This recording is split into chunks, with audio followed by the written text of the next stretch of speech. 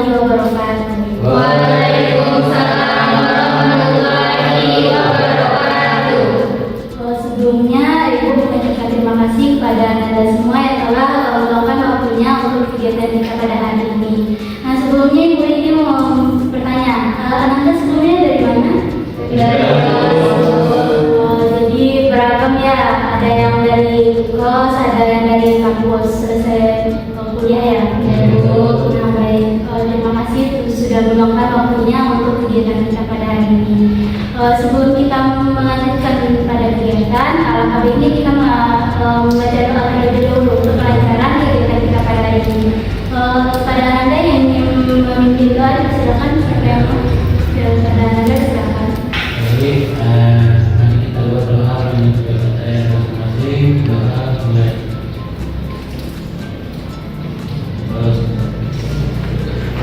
Baik, terima kasih kepada Anda yang telah memimpin doa kita pada kegiatan kali ini. Sebelumnya, Anda sudah pernah melakukan kegiatan BKP belum? Jadi belum ada yang pernah melakukan kegiatan BKP ya. Nah, di sini Ibu akan menjelaskan apa itu BKP. Nah, BKP itu adalah salah satu layanan di dalam bimbingan konseling yang dimana beranggotakan 8 sampai 15 orang, yang dimana terdiri dari satu UPK dan satu AK. PK itu adalah pemimpin kelompok, yaitu Ibu sendiri, dan AK itu adalah Anda semuanya yang terlibat di dalam bimbingan kelompok ini. Nah, tujuan dari bimbingan kelompok ini yaitu untuk menyelesaikan isu-isu yang sedang hangatnya dibahas pada saat sekarang ini. Nah, dalam kegiatan ini Ibu meminta kepada Anda semua untuk sukarelaannya, yang dimana terbuka dalam menyampaikan pendapatnya dan tidak segan-segan untuk menyampaikan pendapatnya di dalam forum kita ini. Nah, selanjutnya yaitu untuk ada atau informasi yang sensitif atau sifatnya rahasia, Ibu mohon kepada Anda semua untuk tidak menyebarluaskan keluar dari kegiatan ini. Ibu harapkan kepada Anda untuk bisa tidak menyebarluaskan dan menyimpan rahasia tersebut. Nah, selanjutnya ada yang tahu nggak kenapa kita duduknya melingkar kayak ini? Tidak. Nah, jadi tujuan dari kita duduk melingkar ini yang pertama itu agar kita saling menghargai dan tidak saling membelakangi antara anggota kelompok yang lainnya. Yang kedua yaitu supaya kita tahu siapa anggota yang memberikan informasi atau pendapatnya. Nah, sebelumnya kita belum kenalan ya kan? Akhirnya kita kenalan terlebih dahulu supaya terjadinya keakraban di antara kita. Nah, dimulai cara perkenalannya itu sebutkan nama dan asal daerah kita. Nah, diawali oleh Ibu. Perkenalkan, nama Ibu Ananda Indonesia, bisa dipanggil Ibu Nanda. Asal Ibu dari Lawang, boleh dilanjutkan oleh sebelah kanan Ibu. Perkenalkan, nama saya Kalami, panggilan Kalami, asal dari Kanggara. Perkenalkan, nama saya Laki, panggilan Laki, asal Sumber. Perkenalkan, namanya saya Yusuf Pembeli, dipanggil Yusuf, nama Mandiri. Baik, perkenalkan nama saya Paradis Muhammad, panggil Paradis, asal dari saya. Perkenalkan, nama saya Dita Karini dan saya dipanggil Dita, asalnya dari Bandung. Perkenalkan, nama saya Dita Jayadi, biasa dipanggil Dita, asal dari Bandung. Perkenalkan, nama saya Bella Istani, biasa dipanggil Bella, asal dari Bandung. Baik, nah jadi kita berasal dari daerah yang beragam ya, dan berbeda-beda. Nah, selanjutnya untuk lebih akrabnya lagi ada satu permainan yaitu namanya pakai nama, yang dimana Ibu akan menyebutkan nama, terus buah kesukaan. Misalnya Nanda, buah kesukaannya misalnya jeruk. Nah, nanti dilanjutkan oleh Rahmi, oleh Ananda. Nah, seterusnya. Jadi dari Ibu, Rahmi, Ananda mengulang yang Ibu sampaikan. Seterusnya seperti itu. Paham? Paham. Baik. Sekarang dimulai dari Ibu. Panggilan Ananda, buah kesukaan jeruk. Silakan sebelah kiri. Panggilannya Bella. Ibu Nanda, buah kesukaannya kesukaannya Jero dan saya Bella buah kesukaannya Julian. Lanjut. Nama itu Nanda, buahnya jeruk. Bella, durian. Intan, buahnya apel. Bu Nanda, jeruk, Bella durian, Intan apel, Dika anggur. Selanjutnya. Ibu Nanda, buah kesukaannya jeruk. Bella, buah kesukaannya durian. Intan, buah kesukaannya apel. Dika, buah kesukaannya anggur. Paradis, buah kesukaannya rambutan. Baik, yang namanya itu Nanda, buah kesukaan jeruk. Nama saudari Devi Bella dengan buah kesukaan durian. Nama saudari Intan dengan buah kesukaan apel. Dan nama saudari Gita dengan buah kesukaan anggur. Dan nama saudari Farah dengan buah kesukaan rambutan. Dan tempat saya Juli dengan buah kesukaan pinang. Nama ibu Bernanda, nama kesukaannya jeruk. Selanjutnya nama teman Bella, buah kesukaannya durian. Terusnya Intan, buah kesukaannya apel. Dan seterusnya kita buah kesukaannya anggur. Dan selanjutnya Paradis, buah kesukaannya rambutan. Selanjutnya Yusuf, buah kesukaannya pinang. Selanjutnya saya sendiri, buah kesukaan saya Okan. Baik, nama ibu Nanda buah kesukaan jeruk. Selanjutnya Bella buah kesukaan durian. Setelah itu Intan buah kesukaan apel. Dita buah kesukaan anggur. Paradis buah kesukaannya rambutan. Yusuf kesukaannya pinang. Dan Zaki kesukaannya kokat. Saya sendiri kesukaannya mangga. Baik, untuk lebih akrab lagi buat pengulangnya ya. Nanda suka jeruk, Bella sukanya durian, terus Intan sukanya apel, terus Gita sukanya anggur, dan Paradis sukanya buah rambutan, Yusuf sukanya pinang, terus Zaki sukanya kokat, dan Mita sukanya mangga. Mungkin supaya kita lebih akrab lagi untuk dan tahu kita nama dari teman-teman kita ya. Nah, apakah Anda sudah siap untuk melanjutkan kegiatan selanjutnya? Siap. Nah, sebelumnya tadi Ibu kan sudah menjelaskan apa itu BKP dan tujuannya. Siapa yang bisa mengulangi?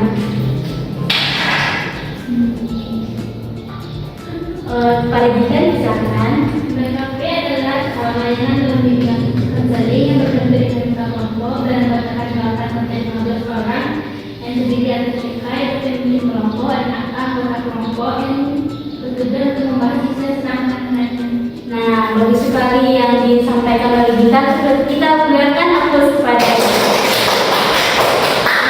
disampaikan Gita tadi itu benar sekali. Artinya BKP itu adalah layanan dalam sebuah bimbingan konseling yang dimana membahas tentang isu-isu yang sedang hangat-hangatnya terjadi pada saat ini. Nah, tujuannya yaitu untuk membahas masalah tersebut dan mencari solusinya. Nah, selanjutnya yaitu kita akan membahas tentang di dalam BKP ini ada dua topik, yang dimana ada topik bebas dan topik tugas. Yang mana topik bebas itu dari Ananda semua. Nanti kita Ananda menyampaikan masalah-masalah yang ada sedang hangat-hangatnya pada hari ini.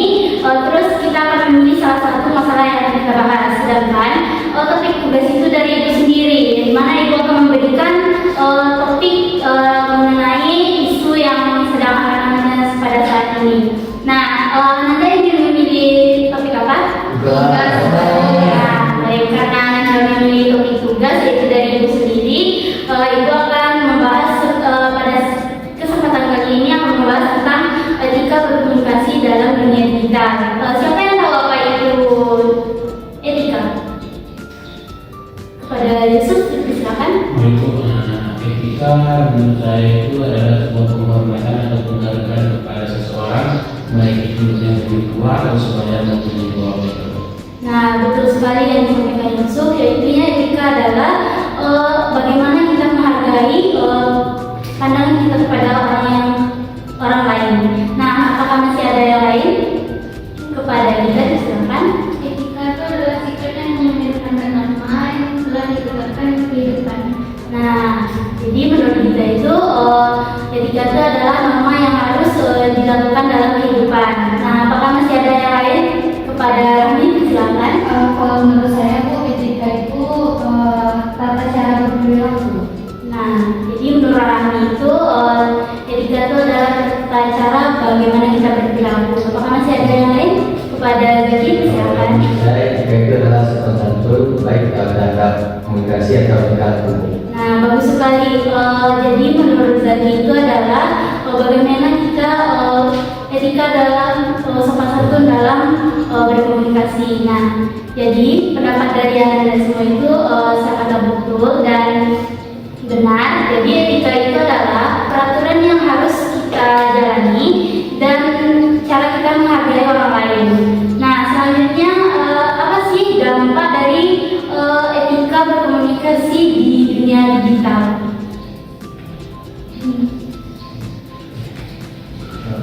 Nah, kan pada saat ini banyak tuh yang kayak bencana sekarang kan banyak yang menggunakan digitalnya tuh tidak ada sopan santunnya. Apakah ada yang memberikan? Dampak dari etika komunikasi digital itu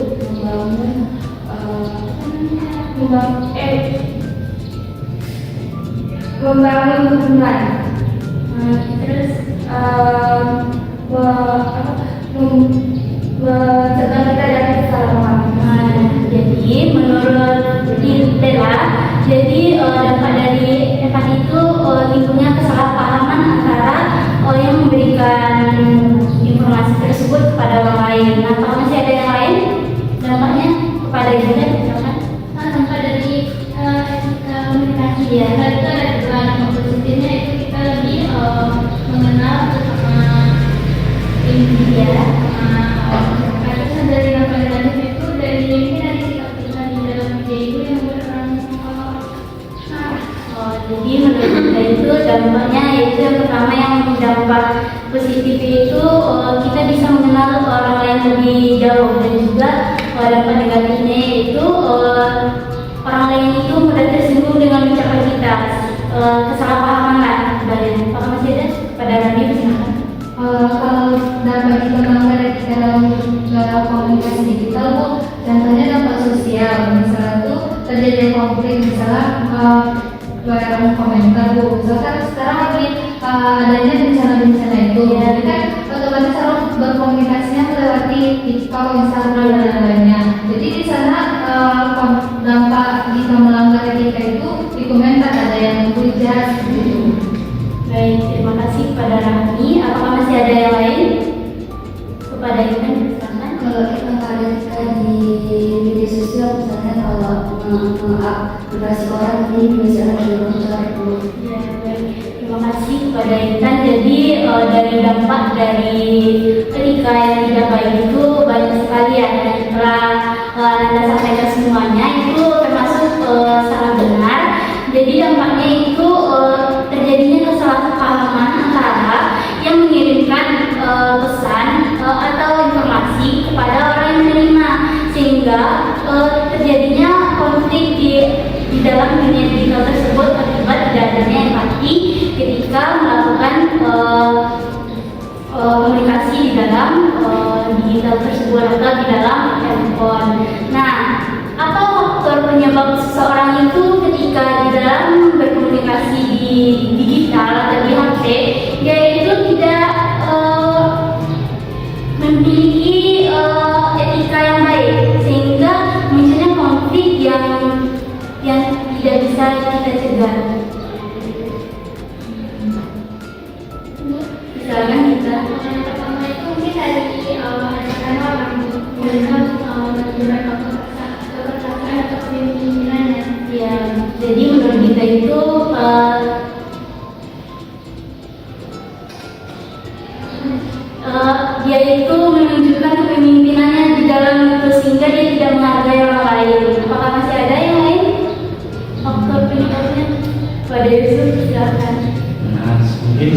faktor penyebab dari hilangnya etika komunikasi itu adalah keinginan untuk mendapatkan keuntungan dari orang lain, sehingga dia memanfaatkan dan menghilangkan etika itu sendiri dan berdampak merugikan kepada orang. Nah, baik. Jadi menurut Yusuf intinya keinginan untuk mendapatkan keuntungan dari hal yang ia lakukan itu terhadap orang lain sehingga berdampak buruk ya. Apakah masih ada? Apakah masih ada? Tidak. Pada Intan silakan. Mungkin faktor interaksi kita kurang. Jadi menurut Intan tuh interaksinya kurang ya. Apakah masih ada? Pada Kurangnya pemahaman. Jadi dia itu seperti kurang memahami bagaimana etika di dalam teknologi. Jadi kurangnya etika dalam komunikasi ya, tidak adanya sopan santun dalam komunikasi. Apakah masih ada? Pada silakan. Keinginan mendapatkan perhatian, jadi demi mendapatkan likes, followers, atau komentar, jadi orang ini sengaja membuat konten yang aneh gitu, yang kasar atau kontroversial. Jadi menurut orang itu ingin mendapatkan perhatian dari orang lain sehingga dia itu mencari perhatian dari netizennya.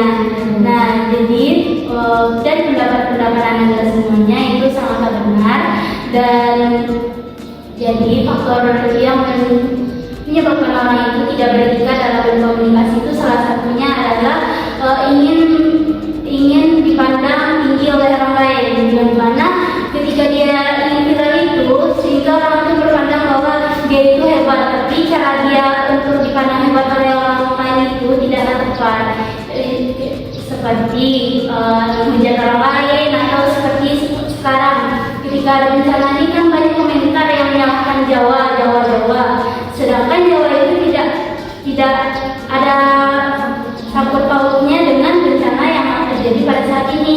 Nah, itu adalah etika yang negatif yang tidak baik untuk kita terapkan dalam menggunakan sosial media.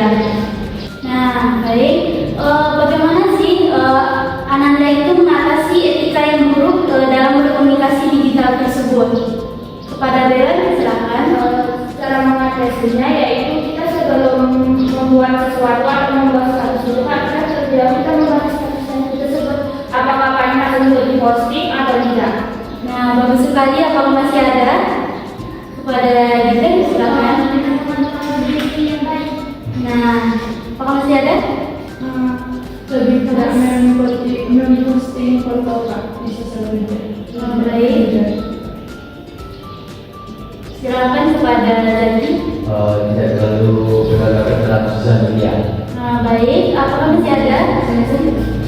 Jadi pengguna itu harus menyadari bahwa setiap tindakan digital yang dilakukan itu meninggalkan jejak. Jadi prinsipnya itu sangat penting apakah informasi dimentifkan atau tidak, karena kalau jejak digital otomatis itu komunikasi digital otomatis itu meninggalkan jejak. Ya. Jadi kita pada itu harus mengembangkan kesadaran dan tanggung jawab pada diri. Baik. Apa Yusuf? Silakan. Baik, mungkin cara mengatasinya itu kita harus mengetahui apa tujuan kita menggunakan media sosial tersebut. Jangan semata-mata menggunakannya untuk kesenangan saja. Baik, terima kasih. Pada Intan, silakan. Mungkin mencari informasi sebelum membagikan di media sosial. Baik, Kalau tidak sebagai hoax. Ya, benar sekali. Nah, jadi dari jawaban dan pernyataan ada tadi dapat kita simpulkan bahwa etika itu ketika kita ingin memberikan komentar atau ingin memasukkan segala informasi yang ada di dalam internet atau HP kita itu, kita harus memilah apakah itu baik atau tidak, apakah itu berdampak pada orang lain atau tidak, atau malah bermanfaat pada orang lain. Jadi kita bisa memilah dan memilih bagaimana kita sebaik-baiknya menggunakan HP itu agar bermanfaat bagi diri kita. Nah, selanjutnya tampaknya Ananda sedikit bosan ya. Ibu akan melakukan sedikit ice breaking yang itu sedikitnya apa ya? tepuk semangat. Nah, itu tepuk semangat Ananda tahu kan? Enggak.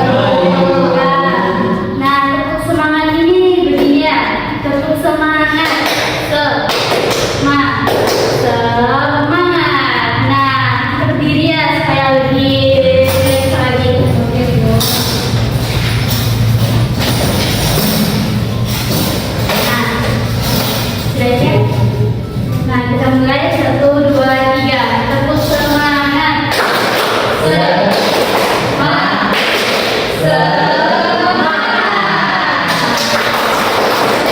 Kembali, Bu.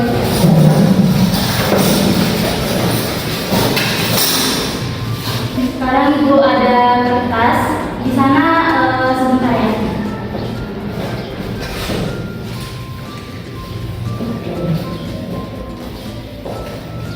Nah, di dalam kertas ini silakan Anda semua buat.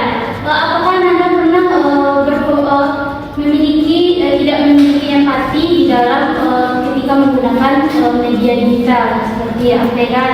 Terus bagaimana cara Anda itu mengatasi hal tersebut? Apakah paham? Paham, Bu. Tidak ikut.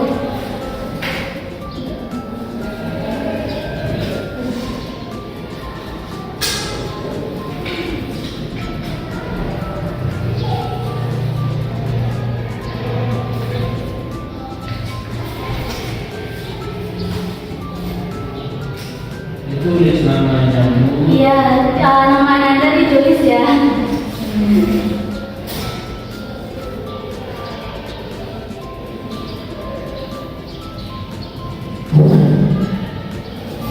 Gimana kalau itu? Nah, tadi kan kita kan tulisnya tentang empati. Nah, empati di dunia digital kayak HP kan. Nah, pernah nggak Anda kayak berkomentar, misalnya komentar negatif terhadap suatu hal. Nah, dengan komentar Anda itu bagaimana cara Anda mengatasi supaya komentar itu menjadi positif?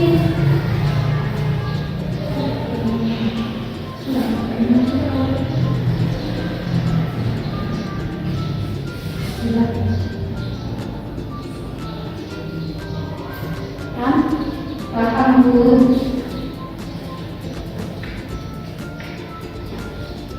Ataupun bisa kayak mengomen status teman atau kayak menyindir gitu lah. Kalau hal-hal yang itu ya bisa, Bu. Bisa.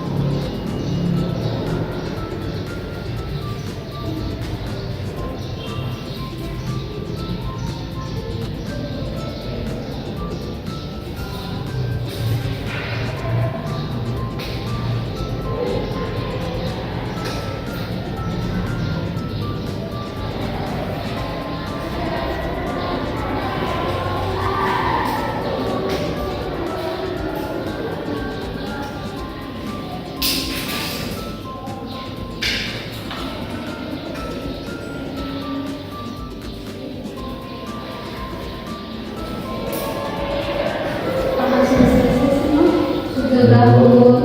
Nah, siapa di sini yang bersedia membacakan? Saya Ibu. Silakan Yusuf.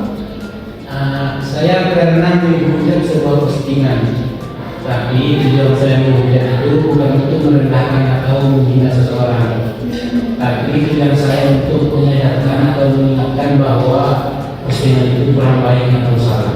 Baik. Apakah dari yang lain ada cara lain untuk mengatasi dari pernyataan dari Yusuf tadi?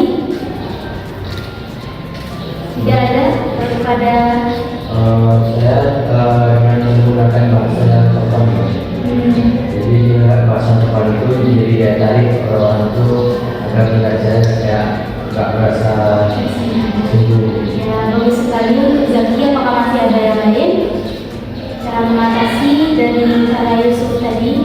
Bagaimana? Silakan. Mungkin dengan cara IDM untuk langsung tidak informasi di media sosial yang banyak orang.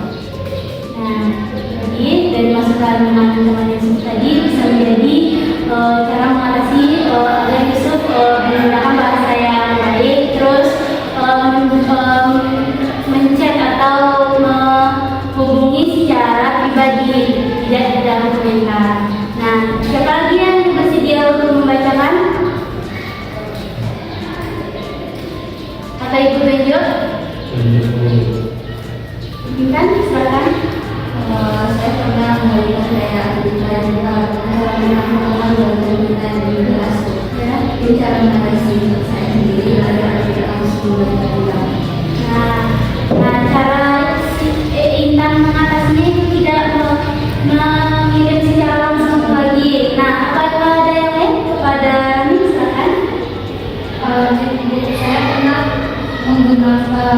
melakukan silaturahmi dan Anda seperti menjadikan kalau ini seperti itu. Cara mengatasinya kalau bagi saya itu tidak melakukan itu tersebut dan mengulangi lagi dan meminta maaf kepada yang sudah saya buatkan stiker. Nah, itu permasalahan dari cyberbullying Rami. Apakah masih ada yang cara mengatasi dari permasalahan Rami tadi? Bagaimana supaya itu tidak menjadi teman-teman atau yang menjadi dalam stiker itu tidak tersinggung dengan yang dilakukan Rami? Bagaimana cara mengatasinya? Nah, mungkin tidak ada ya. Mungkin kami bisa cara mengatasinya itu lebih memilah bagaimana pandangan teman itu, apakah dia suka tersinggung dengan hal-hal yang menurut kami itu sepele, tapi menurut dia itu tidak sepele. Mungkin bisa memilah mana itu yang baik dan buruknya. Apakah masih ada yang ingin menyampaikan dari kertasnya? Mungkin tidak, karena kita sudah di penghujung. Ibu meminta bagaimana pemahaman Anda terkait pada kegiatan kita pada hari ini. Pada Yusuf, silakan. Pemahaman yang Yusuf dapatkan. Terima kasih. Mungkin pemahaman yang dapat saya terima dan hal-hal yang dapat saya simpulkan di kegiatan ini dalam materi kita tadi, bahwa ketika dalam komunikasi di kampus sangat penting, apalagi sekarang komunikasi digital itu lebih cakupannya lebih besar dan luas, sehingga kita harus berhati-hati. Jadi menurut Yusuf itu juga dalam komunikasi digital itu harus baik dan bijak dalam menggunakan digital agar kalau lain itu tidak tersinggung dengan apa yang kita ketik di sosial media. Nah, apakah masih ada yang ingin menyimpulkan kepada Rami? Silakan. Ibu, ketika komunikasi digital itu sangat penting untuk menciptakan lingkungan yang positif, aman dulu dengan memperhatikan sopan santun dan menghargai privasi orang seperti yang dikatakan tadi. Kita harus memilih dulu yang mana yang berdampak baik dan berhubungan kepada orang itu, karena komunikasi ketika digital ini berdampak juga ada di digitalnya. Nah, baik, bagus sekali kepada Rami pesan yang pemahaman yang Rami sampaikan tadi. Nah, pemahaman kalau kesimpulan pada kegiatan kita pada saat ini, kita harus bijak dalam mengetik segala sesuatu untuk disebarluaskan, sebab jejak digital ini tidak bisa dihapuskan dan dia akan ada selamanya. Walaupun dihapus, tapi dia pasti ada di tempat orang lain yang sudah mengakses hal tersebut. Jadi harus bijak dalam menggunakan media sosial, karena sekarang kan pepatah dulu mulutmu harimau, tapi pada zaman sekarang ini jarimu adalah harimau. Jadi jari itu bisa membuat kita mendapatkan pidana akibat komen-komen yang tidak layak itu disampaikan di publik. Nah, jadi bagaimana perasaan Anda semua pada kegiatan kita pada hari ini? Alhamdulillah.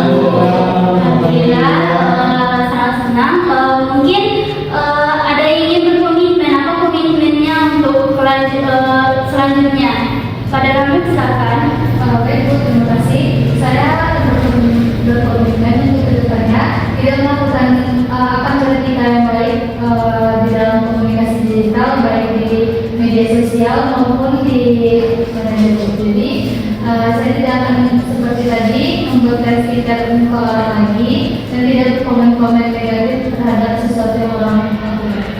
Baik, mungkin untuk selanjutnya lagi silakan. Baik Bu, saya sangat setuju dengan Rami dan bagi saya sendiri saya berkomitmen tidak akan terlalu mengikuti era yang berlalu dalam komunikasi. Jadi itu membuat saya itu kayak hilang batas Bu. Jadi tidak akan membatasi soal dia. Nah, selanjutnya kepada Yusuf, silakan. Kemudian yang akan saya terangkan daripada tulisannya itu adalah menggunakan media sosial dengan bijak dan jangan memanfaatkan dalam hal Itu kepada Bagi saya itu saya juga tidak main sama IKN semua teman di sosial media. baik kepada kita silakan. Kalau saya akan menggunakan akses yang lebih baik lagi dan Nah, bagus sekali kepada Yayan, silakan apa komitmennya? Mungkin saya berkomitmen untuk berkomunikasi secara sopan, bertanggung jawab dan menghargai orang lain di dunia media sosial. Nah, bagus sekali kepada Bella apa komitmennya? Komitmen saya itu di etika dalam berkomunikasi kita harus menjaga perasaan kita terhadap orang lain supaya orang lain itu tidak merasa kita seperti sendiri. Jadi kita menggunakan bahasa yang sopan. Nah, baik, dari komitmen Anda semua, semoga komitmennya bisa dijalankan di sehari-hari dan bermanfaat dalam kehidupannya sehari-hari. Nah, selanjutnya pesan-kesan pada kegiatan kita pada hari ini. Pada silakan. Misalnya supaya kita dapat menjaga etika kita di media sosial menjadi lebih baik. Misalnya kita dapat menyampaikan. Jadi pesan dari Bella yaitu menjaga etika dalam berkomunikasi di sosial media. Nah, kepada Yayan silakan. Mungkin pesan saya itu lebih dari kalau dengan media sosial, kesannya itu aja. Pada kita silakan.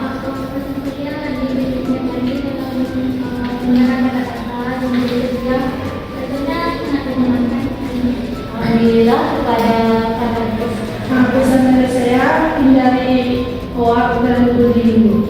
Kalau pesannya sangat menyenangkan. Alhamdulillah kepada Yusuf silakan. Pesan saya gunakanlah media sosial itu sebagai tempat kita untuk berkomunikasi dan menjadi silaturahmi yang baik. Sedangkan kesannya luar biasa. Alhamdulillah kepada Yogi. Pesan saya jadikanlah komunikasi itu tempat menambah wawasan dan kesan saya ini sangat menyenangkan. Alhamdulillah. Terakhir kepada Rami silakan pesan-pesannya. Pesan saya berkomunikasi yang baik dan jadikanlah itu sebagai dorongan bagi setiap orang. Pesan saya ini sangat menyenangkan dan sangat menambah pemahaman terhadap saya sendiri. Nah, alhamdulillah karena di sini kesannya sangat menyenangkan. Semoga topik atau pembahasan kita pada hari ini bermanfaat dalam kehidupan sehari-hari dan menambah informasi dan wawasan kepada Anda semua. Nah, selanjutnya tadi kita akan diawali dengan doa. Alangkah baiknya kita mengakhiri juga dengan doa. Kepada siapa yang ingin mengakhiri doa? Kepada Daki. Baik, kepada ibu dan teman, saya juga kita meditasi dengan mengucapkan alhamdulillah